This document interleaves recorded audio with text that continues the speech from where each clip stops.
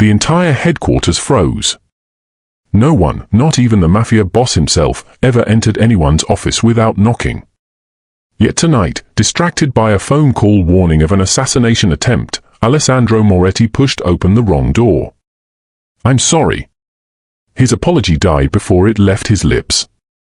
His secretary instinctively grabbed a jacket to cover herself, but it wasn't her beauty that stole the air from the room. It was the burn scar stretching across her left shoulder. A scar shaped exactly like a crescent moon. Alessandro staggered backward. 25 years earlier, he had seen that exact scar on a little girl trapped inside a burning mansion. The girl everyone said had died. The girl whose scream still haunted every nightmare he'd ever had. He whispered only 4 words. "You're supposed to be dead." She stared back in confusion. "What did you just say?" Neither of them knew. Someone standing outside the office had heard every single word. And that person had spent 25 years making sure the truth never came out. Rain hammered against the floor-to-ceiling windows of the Moretti headquarters, turning the lights of the city below into blurred streaks of gold and white. 40 floors above the streets, where ordinary people hurried home from work, another kind of business was being conducted, one built on power, fear, and silence. No one laughed on the executive floor. No one lingered in the hallways. Even the sound of footsteps seemed careful, measured, respectful. Because this was the territory of Alessandro Moretti. At 43, Alessandro had become a legend that criminals whispered about and politicians pretended not to know. Newspapers called him a wealthy entrepreneur. The police called him untouchable. His enemies called him a ghost, because by the time they realized they had crossed him, their empires had already collapsed. His rules were simple. Never lie. Never betray. Never harm children. And never make the same mistake twice. Those who worked for him understood something else. Behind the expensive tailored suits and calm expression was a man who carried invisible scars. He spoke little, trusted almost no one, and never allowed emotions to interfere with business. Except around one person. Emma Collins. She had worked as his executive secretary for nearly 3 years, and somehow she had accomplished what no bodyguard, advisor, or lieutenant ever had. She wasn't afraid of him. Not because she underestimated him. Because she treated him like a human being. When meetings stretched past midnight, she quietly placed fresh coffee on his desk without interrupting. When executives argued in the boardroom, she anticipated what documents he needed before he asked. When the stress settled heavily across his face, she would simply remind him, "You've skipped lunch again." It irritated him. Yet somehow, he always ate. The employees noticed. Some joked that Emma was the only person capable of telling Alessandro Moretti no and walking away with her job. None of them realized that Alessandro himself often wondered why her presence brought him a strange sense of peace he couldn't explain. He had hired her because she was exceptionally qualified. He kept her because she was honest. Nothing more.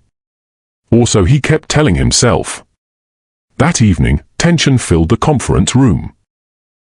8 department heads sat around the polished black table while Alessandro stood at its head, studying a confidential financial report. Someone had leaked information. Again. The silence was suffocating. His grey eyes slowly moved from one face to another. "One of you," he said quietly, "is working for my enemies." No one spoke.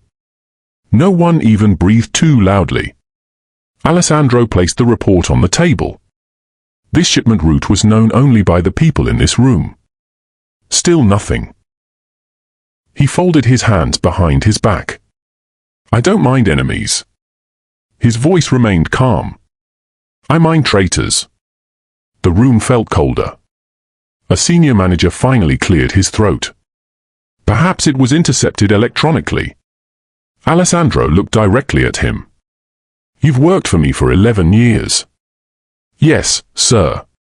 "Then you should know better than to insult my intelligence." The man's face turned pale. Emma, seated quietly near the door with her tablet, watched the exchange without saying a word. She had learned something during her years working beside Alessandro.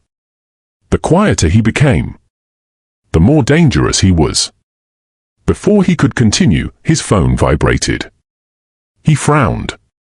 Only 4 people possessed this private number. He answered immediately. What? His expression changed. The room fell silent. When? A pause. Are you certain? Another pause.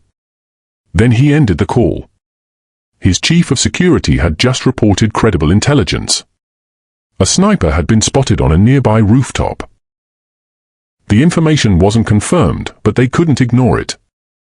Alessandro turned toward his security chief. Increase security around the building. Already done. Lock down every entrance. Yes, boss. Without another word, Alessandro left the conference room, his mind racing through possibilities. If someone wanted him dead tonight, the leak inside his organization was far more dangerous than he had imagined. Emma gathered her files after the meeting. She glanced at the clock. Nearly 9 o'clock. She had promised herself she would leave early tonight, but that promise had disappeared hours ago. With a small sigh, she walked toward her private office. Attached to it was a small changing room where she kept an extra suit and comfortable clothes for late evenings. Working for Alessandro Moretti rarely followed normal business hours. She locked the outer office door behind her and stepped into the changing room. For the first time all day, she relaxed. Removing her jacket, she rubbed her sore shoulder. The old burn scar always ached whenever rain was coming. Doctors had told her it was common. She barely thought about it anymore. Growing up in foster care had taught her not to dwell on questions without answers. She remembered almost nothing before the age of 7. Only fragments. Fire. Smoke. Someone shouting. A warm hand reaching toward her. Then darkness. Her foster parents had always told her the same story. You survived a terrible house fire. No relatives were ever found. No record explained what had happened. Eventually, she stopped asking. Life had to move forward. Meanwhile, Alessandro crossed the executive hallway. His phone rang again. Another security update. He listened while scanning every corner of the corridor. His instinct screamed that something was wrong. He barely noticed where he was walking. His thoughts were fixed on identifying the traitor. He reached a familiar door. Without looking at the nameplate, he pushed it open. I'm expecting the revised. The words froze in his throat. Emma gasped. She had just slipped off her blouse and instinctively grabbed the nearest blazer, wrapping it tightly around herself. For a second, neither of them moved. Alessandro immediately looked away. I'm sorry, he said, his voice unusually awkward. I thought this was my office. Emma's cheeks flushed crimson. It's okay. He turned toward the door, intending to leave immediately. Then something caught his eye. Just above the edge of the blazer, on Emma's left shoulder, a scar. Not an ordinary scar. It curved across her shoulder in the shape of a crescent moon, its pale surface unmistakable even after so many years. Everything around Alessandro disappeared. The hallway. The rain. The building. All of it dissolved into smoke. 25 years earlier, flames climbed the walls of a magnificent mansion. Wood cracked. Glass exploded. People screamed. A frightened little girl cried beneath a fallen beam. She reached toward him. Help me! Young Alessandro ran through the smoke despite adults shouting behind him. He grabbed the beam with both hands. It wouldn't move. The girl's shoulder had already been burned by a collapsing chandelier, leaving a strange crescent-shaped mark. I'm not leaving you, he shouted through tears. Then powerful arms wrapped around him from behind. No, he screamed. She's still alive. The ceiling collapsed. Fire swallowed the room. The last thing he remembered was the little girl's terrified eyes before everything vanished behind smoke and flames. Everyone said she died. Everyone. For 25 years. He had believed them. Back in the present, Alessandro stared at Emma as if he had seen a ghost. His breathing became uneven. His normally steady hands trembled almost imperceptibly. Emma noticed. Mr. Moretti. His voice came out as little more than a whisper. Where? He swallowed hard. Did you get that scar? Emma looked confused. I've had it as long as I can remember. How? She hesitated. My foster parents told me I survived a house fire when I was very young. The color drained from Alessandro's face. A house fire. She nodded slowly. They never knew who my real family was. The silence between them became almost unbearable. Emma frowned.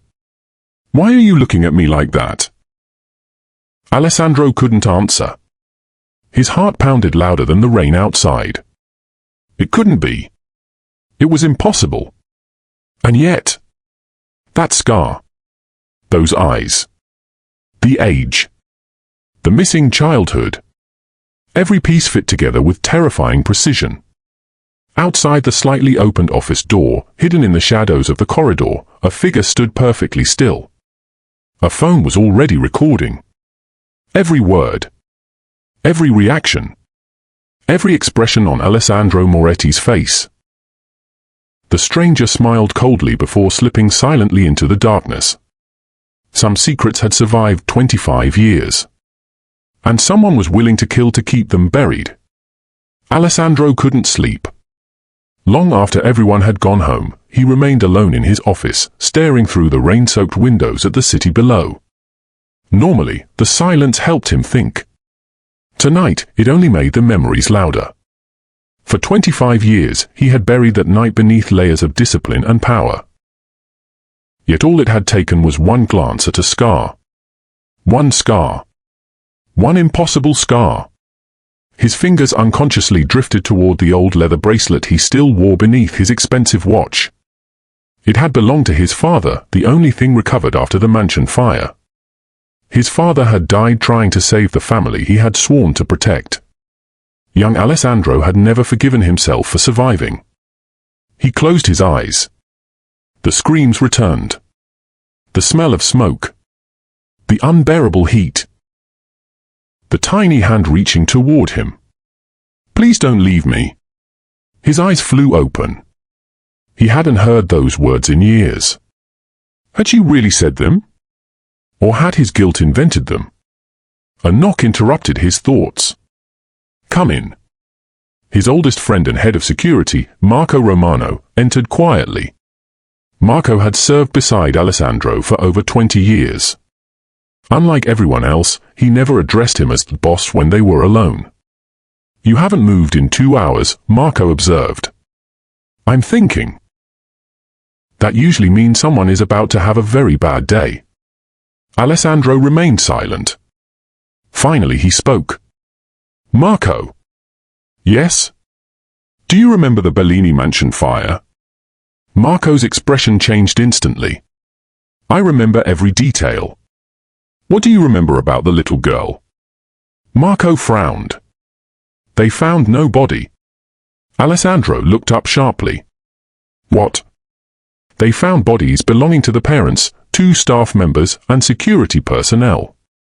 But the child? Marco paused. The investigators assumed the fire destroyed her remains. They assumed. Marco nodded. The building collapsed before the search was complete. Alessandro slowly stood. So nobody actually confirmed she died. No. Silence filled the office. Marco studied his friend's face. What happened tonight? For the first time in years, Alessandro told someone about the scar. About opening the wrong door. About Emma's foster parents. About the fire. Marco listened without interrupting. When Alessandro finished, Marco leaned back slowly. If you're right. I know. Then Emma Collins isn't who she thinks she is. Alessandro nodded once. And someone erased her past.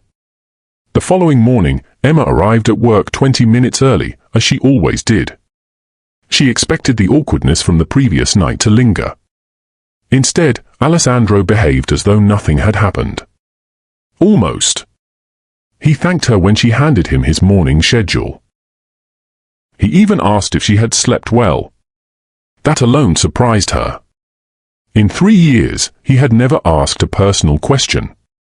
Fine, she answered cautiously. And you? I've had better nights. She almost smiled. So have I. For a brief moment, an uncomfortable silence settled between them. Finally, Alessandro spoke. Would you join me for coffee? Emma blinked. In your office? Yes. She hesitated. This wasn't normal. But she nodded. Minutes later, 2 untouched cups of coffee sat on the table between them. Neither of them drank. Alessandro wasn't interested in coffee. He wanted answers. I hope you don't mind me asking about yesterday. Emma looked down at the cup. I've been asked about the scar before.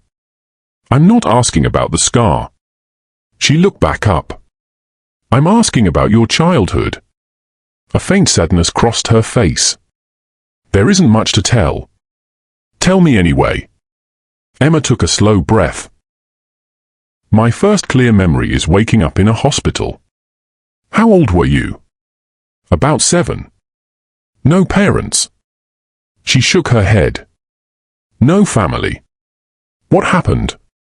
They told me I survived a house fire. She stared into the coffee.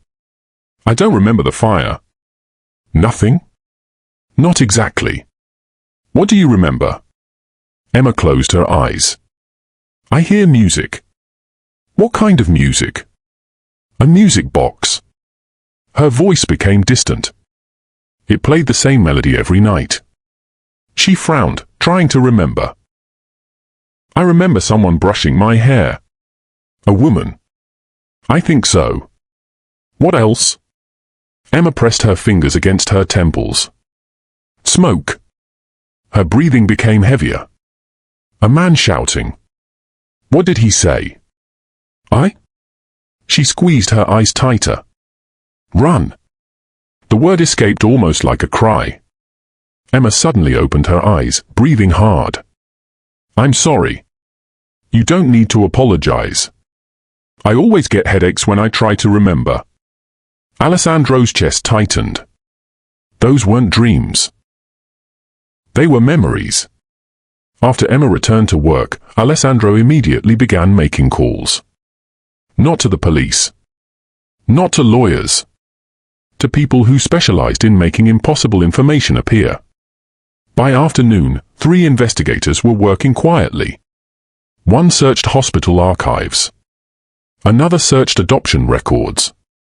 A third examined old newspaper reports. By evening, the results began arriving. The first report disturbed him. No birth certificate. No adoption documents before age 7. Hospital records existed. But everything before the fire was missing.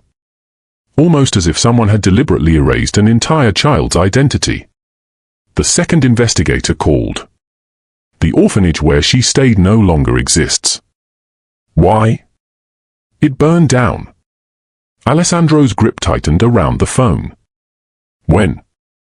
6 months after Emma left. His eyes narrowed. Accident. A gas explosion. He no longer believed in coincidences. Across the city, inside an abandoned warehouse, another conversation was taking place. The mysterious person who had secretly recorded Alessandro and Emma stood before an older man dressed in an expensive charcoal suit. The older man's silver hair was neatly combed. His smile never reached his eyes. So, the older man said calmly, he recognized her. Yes. And she's beginning to remember. It seems that way. The old man slowly poured himself a glass of whiskey. I warned them 25 years ago. They failed. They failed because they left a witness alive. He looked toward the dark city skyline. That mistake ends now. What are your orders? The old man smiled. Watch the girl. And if she remembers everything. His answer came without hesitation. She dies. That same evening, Emma left the office carrying a small stack of files. She usually walked to the underground parking garage alone. Tonight felt different. She couldn't explain why. The elevator seemed unusually quiet. Every sound echoed. The lights flickered once, then steadied. As the doors opened into the garage, she felt it. Someone was watching her. She stopped walking. Slowly turned around. Nothing. Just rows of luxury cars. Concrete pillars. Silence. She laughed nervously at herself. You're imagining things. She continued toward her car. Behind one of the pillars, hidden in darkness, a man lowered his phone after taking several photographs of her. He whispered into an earpiece. Target has left the building. A calm voice answered. Maintain visual contact. No mistakes. The man smiled coldly. Understood. Back in his office, Alessandro received one final envelope from his investigator. Inside was an old newspaper clipping from 25 years earlier. The headline read, Tragic fire claims prominent family. Only child presumed dead. Beneath it was a faded photograph of the mansion. His eyes drifted toward the little family portrait printed beside the article. The father's face. The mother's smile. And between them, a 6-year-old girl. The image was blurry from age. But Alessandro didn't need perfect clarity. He recognized those eyes instantly. Emma. Before he could process the discovery, his private phone vibrated. No caller ID. He answered. A distorted electronic voice filled the room. Mr. Moretti. His expression hardened. Who is this? You've spent 25 years forgetting. Silence. You should have kept forgetting. Alessandro said nothing. The voice continued.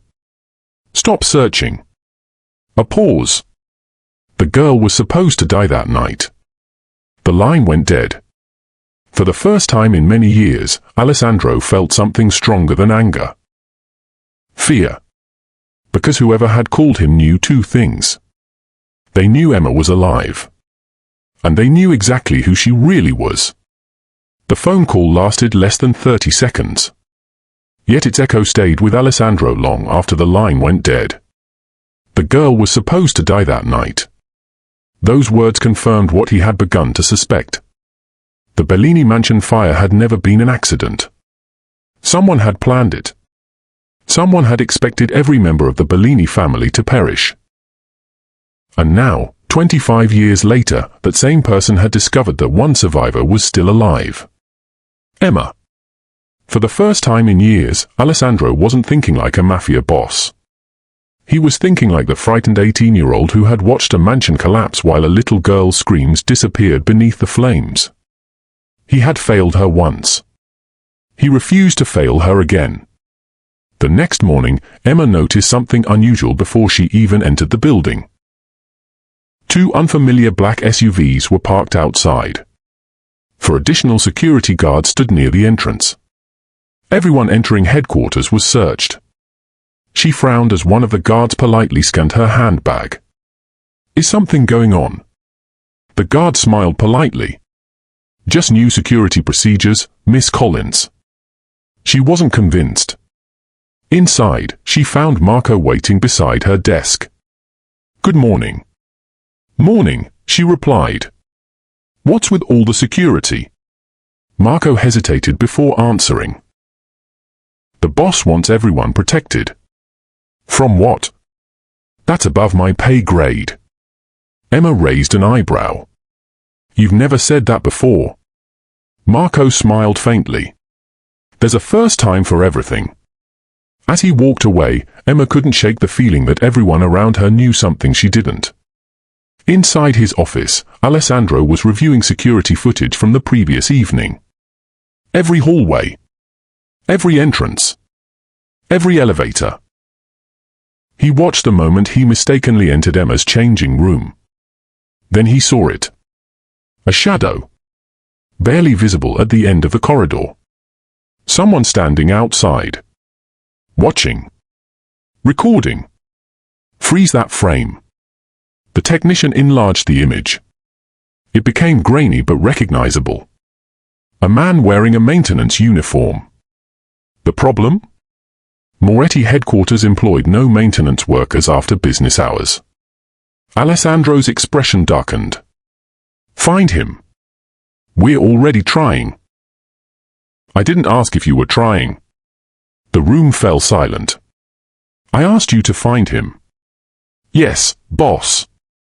Later that afternoon, Emma finished organizing documents for an upcoming charity fundraiser that Alessandro secretly financed every year. It was something almost no one knew about. The feared Mafia Boss quietly paid for orphanages, children's hospitals, and scholarships across the country. He never attached his name to any donation. He believed kindness lost its value the moment it became publicity. Emma admired that about him. She had once asked why he never accepted credit. His answer had stayed with her. If you help someone only to be thanked, you weren't helping them. She smiled at the memory as she gathered her things to leave. Working late again. Alessandro looked up from his desk. I could ask you the same. She laughed softly. I have paperwork. So do I. Neither of them noticed the black motorcycle parked across the street. Its rider watched the building entranced through a dark helmet visor. Waiting. Patiently. Emma drove home just after sunset. Rain had started again, leaving the road slick and reflective. Traffic moved slowly through downtown. She switched on the radio, hoping music would ease the strange tension she'd felt all day. Instead, her phone rang through the car's Bluetooth system. Unknown number. She ignored it. Seconds later, it rang again. Then again. On the fourth attempt, she answered. Hello? Silence. Only faint breathing. Who is this? Click. The call disconnected. A chill ran through her body. She checked her rearview mirror. A black SUV had been behind her for several blocks. Perhaps it was nothing. She changed lanes. The SUV changed lanes too. Her heartbeat quickened. No. She turned onto another street. The SUV followed. She gripped the steering wheel tighter. Just then, another vehicle suddenly accelerated from a side road. Its headlights flashed directly toward her. Too fast. Much too fast. The vehicle wasn't slowing down. It was aiming straight for the driver's side. Emma gasped. Instinctively, she swerved. The tires screamed against the wet pavement. Her car spun once. Twice. Before crashing into a roadside barrier. Airbags exploded. Glass shattered. Silence. 3 blocks away, Alessandro's phone rang. Marco's voice came through immediately. Boss. What happened? Miss Collins has been in an accident. Alessandro was already on his feet. Where? Marco gave him the location. I'm on my way. By the time Alessandro arrived, emergency lights painted the rain-soaked street red and blue. Police officers directed traffic. Paramedics surrounded Emma's damaged car. She sat on the curb wrapped in a blanket, a small cut above her eyebrow, trembling but conscious. The moment she saw Alessandro, surprise crossed her face. You came. He ignored the question. He knelt in front of her. Are you hurt? I'm okay. Did they examine you? Yes. Any broken bones? She shook her head. Just bruises. Only then did Alessandro allow himself to breathe. A paramedic approached. She's very lucky. What happened? Alessandro asked. The paramedic glanced toward the damaged vehicle. It doesn't make sense. What doesn't? The steering system appears to have failed at exactly the wrong moment. Marco, who had arrived moments earlier, quietly exchanged a look with Alessandro. Neither man believed in coincidence anymore.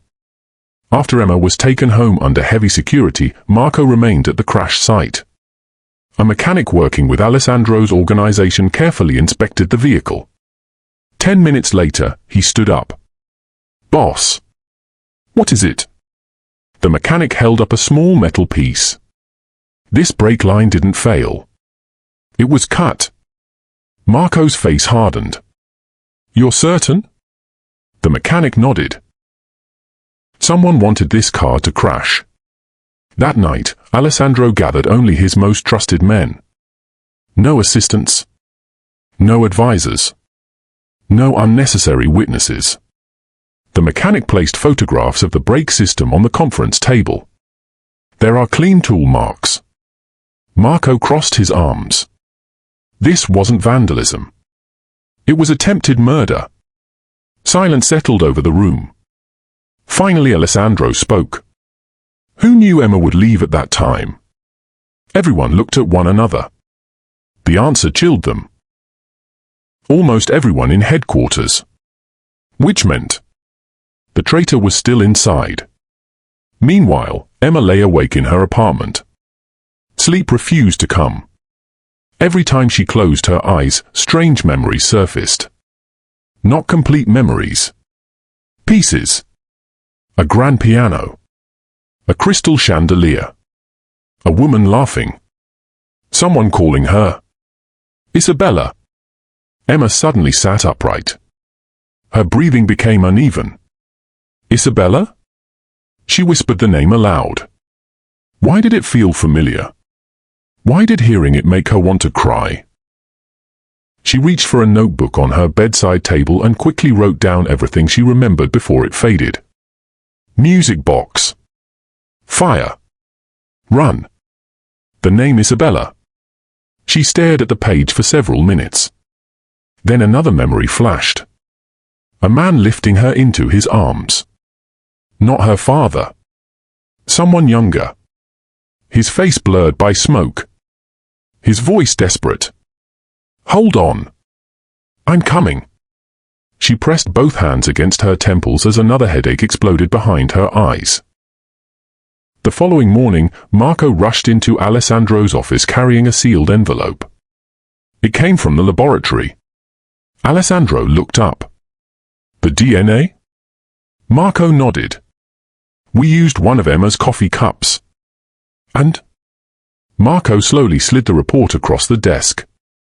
Alessandro opened it. His eye scanned the first page.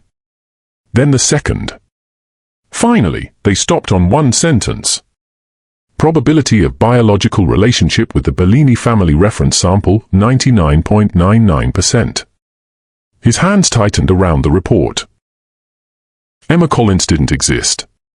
Her real name was Isabella Bellini, the sole surviving heir of the family everyone believed had been wiped out 25 years ago. Before Alessandro could absorb the revelation, another message appeared on his secure phone. This time there was no number. Only a photograph. It showed Emma leaving her apartment that very morning. Taken from across the street. Beneath the picture was a single sentence. We found her first. Alessandro rose so suddenly that his chair crashed backward onto the floor. His voice was cold enough to freeze the room. Lock down every property we own. Marco nodded immediately. No one gets near her. Alessandro looked once more at the photograph. The enemy wasn't watching anymore. The hunt had already begun. Alessandro didn't leave the office for 2 days. The photograph of Emma, secretly taken outside her apartment, remained on his desk beside the DNA report. 2 pieces of paper. One proving who she truly was. The other proving someone was watching her every move. He had built one of the most feared criminal organizations in the country. Yet somehow, his enemy had managed to stay one step ahead. That troubled him more than he was willing to admit. Marco entered carrying another folder. "I think we found something." Alessandro looked up immediately. "What is it?" "The original investigation into the Bellini fire." "I already have that." "No," Marco replied. "You have the public version." He placed a weathered brown file on the desk. This one was hidden. Alessandro slowly opened it. Inside were photographs that had never appeared in any police report. The mansion. The burned vehicles. Bodies covered with white sheets. Then, one photograph made him stop breathing. The Bellini family's private study. It had barely been touched by the fire. The safe door was hanging open. Empty. Alessandro looked at Marco. The fire wasn't about killing them. Marco nodded. It was about stealing something. He handed Alessandro another document. According to a detective's handwritten notes, the Bellini family had spent months collecting evidence against powerful businessmen, politicians, judges, and several mafia families. The evidence exposed decades of bribery, murders, human trafficking, money laundering, and political corruption. The Bellinis intended to hand everything over to federal investigators the following morning. That morning never came. Instead, their mansion burned to the ground. Alessandro slowly closed the file. They weren't murdered because of who they were. Marco answered quietly. They were murdered because of what they knew. Meanwhile, Emma sat inside her apartment surrounded by old notebooks. Since the accident, memories had continued returning in fragments. None of them made complete sense. She had written every single one down.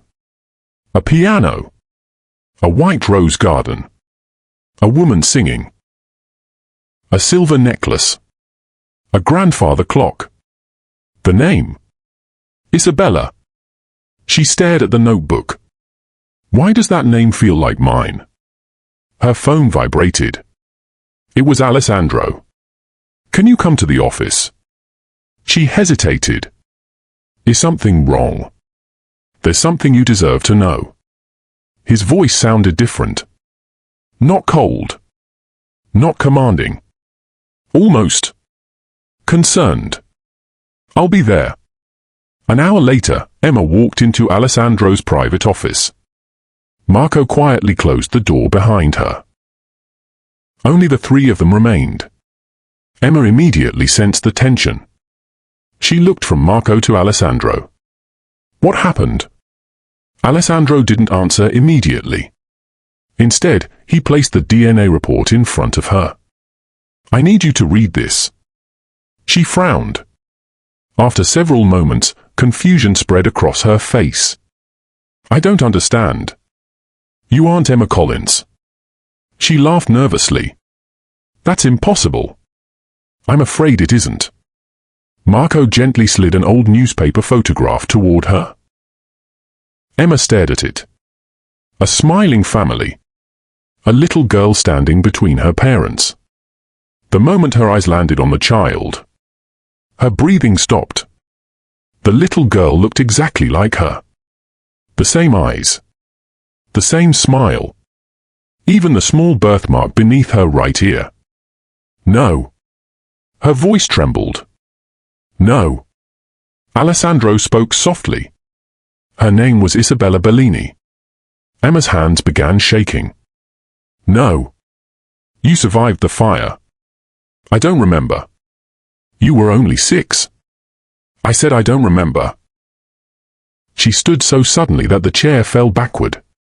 Tears filled her eyes. This isn't funny. No one is joking. My parents died when I was little. They weren't your biological parents. My foster parents loved me. They did. They're my parents. They raised you. Emma covered her ears. Stop. Her breathing became faster. I can't. Then, without warning, the memories came. Not pieces. Everything. She was 6 years old. She remembered sitting beside a grand piano while her mother played the same lullaby every evening. Her father lifting her into his arms. Running through the rose garden. Her favorite silver music box. Then, the shouting. Men breaking into the house. Gunshots. Glass shattering. Smoke filling every room. Her father pushing a necklace into her tiny hands. His voice shaking. Never let them find this. Her mother crying. A secret door opening behind the grandfather clock. Someone carrying metal boxes inside. Then, fire. Heat. Pain. She screamed. A teenage boy appeared through the smoke. I'm coming.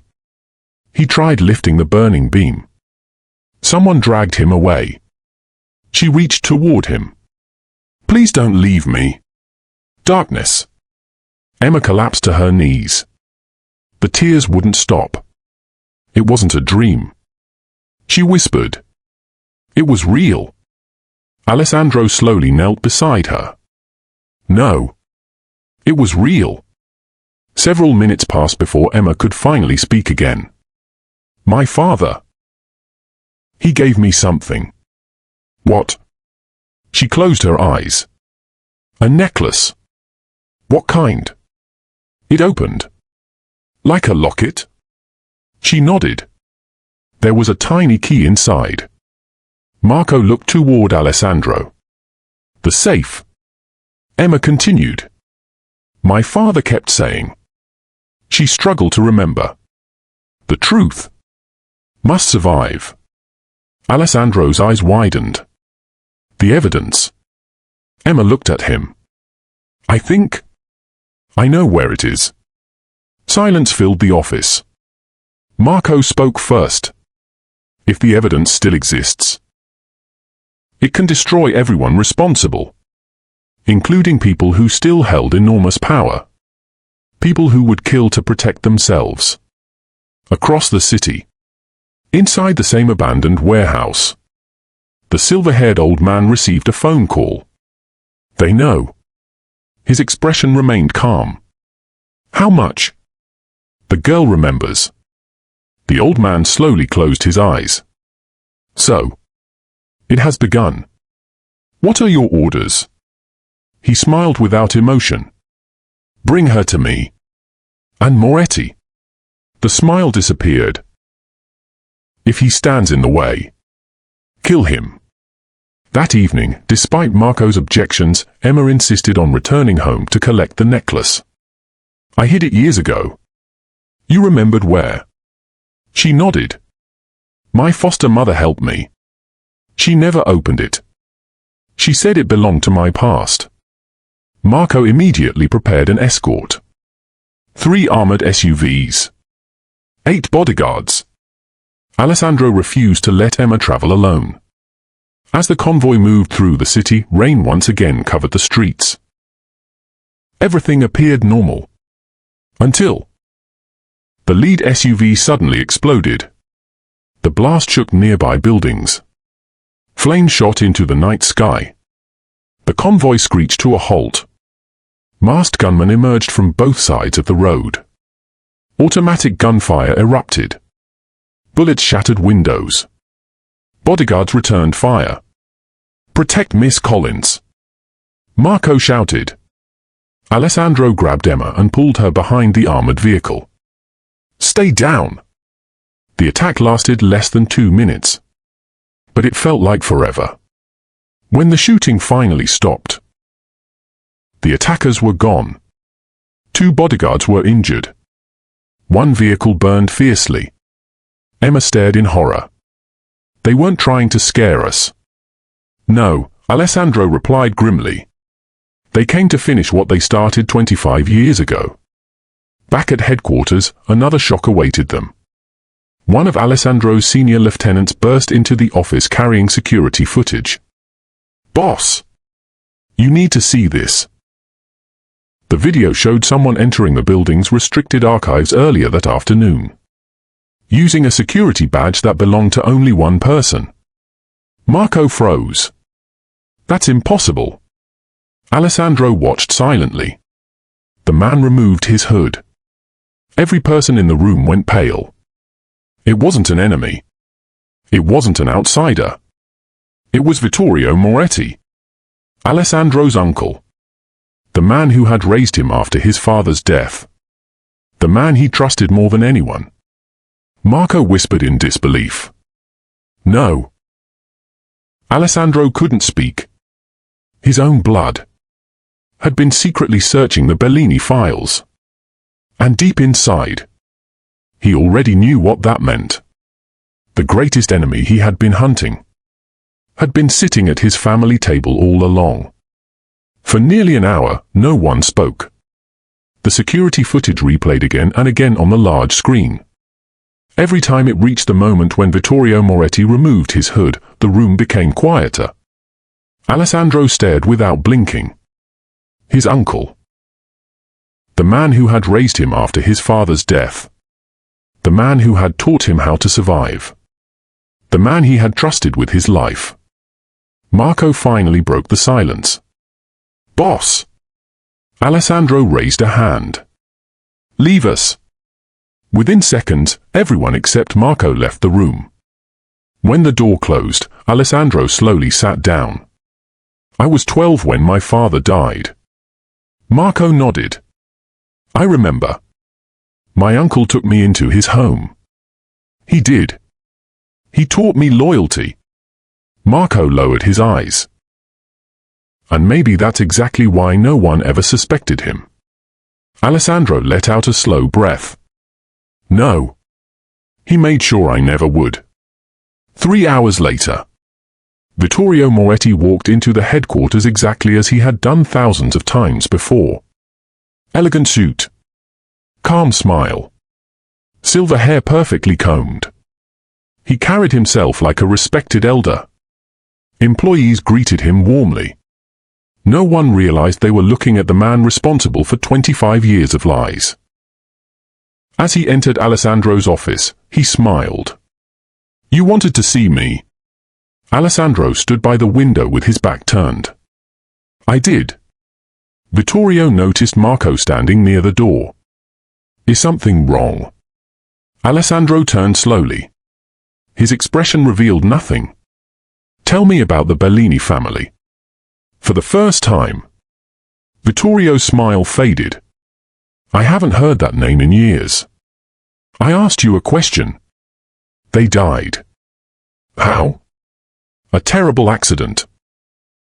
Alessandro placed the security photograph on the desk. "Would you like to try again?" Vittorio looked at the picture. He understood immediately. There was no point pretending anymore. He quietly sat down. "You've always been intelligent." Alessandro's jaw tightened. "So tell me the truth."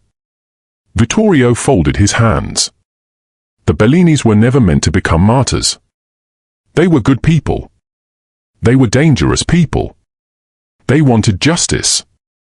They wanted to destroy powerful men. They wanted criminals in prison.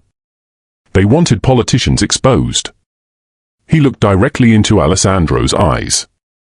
"And if they had succeeded, everything we built would have disappeared." Alessandro's voice hardened. "So you murdered an entire family?" "I protected our future." "You burned children alive."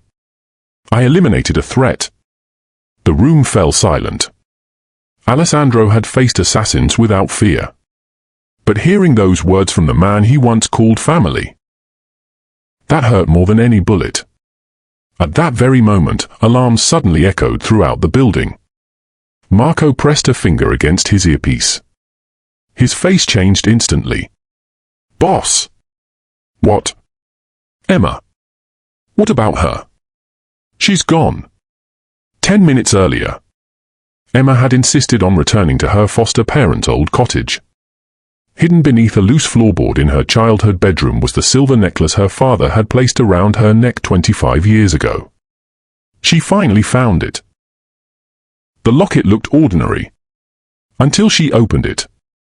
Inside was an ancient brass key. Engraved beneath it were 3 tiny words. Rose Garden Clock. She frowned. Then she remembered. The Bellini mansion. The grandfather clock. The rose garden outside. Before she could tell anyone, the lights went out. A cloth covered her mouth. Everything went black. Back in headquarters, Alessandro looked at Vittorio. If she dies? Vittorio interrupted calmly. She won't. You expect me to believe that? I need something only she can reveal. The evidence. Vittorio smiled. You've always been quick. He leaned back comfortably. The evidence still exists. And Emma remembers where. You'll never leave this building. Vittorio laughed. You still think you're in control.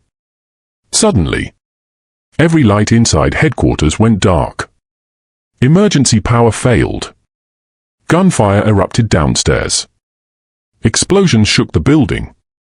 Marco pulled his weapon. They're inside. The entire attack had been planned. While Alessandro confronted his uncle, mercenaries stormed the headquarters. Half an hour later, following the GPS hidden inside Emma's necklace, Alessandro and Marco reached an abandoned chapel on the outskirts of the city. Rain poured relentlessly. The old wooden doors stood open. Inside, Emma was tied to a chair beneath shattered stained glass windows. Vittorio stood beside her. Several armed men surrounded them. The silver-haired old man smiled. I knew you'd come. Alessandro lowered his weapon. Let her go. I will. After she tells me where the evidence is. Emma slowly lifted her head. Blood trickled from a cut near her temple. I won't tell you. Vittorio sighed. Still stubborn. He pressed a pistol gently against her shoulder. The same shoulder. The same scar. History really does repeat itself. Alessandro took one careful step forward. You wanted me.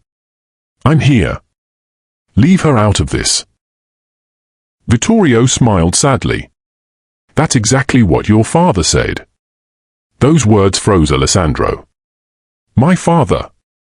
Yes. He stood exactly where you're standing now. He begged me to spare the Bellinis. You? Alessandro's voice broke. You killed my father.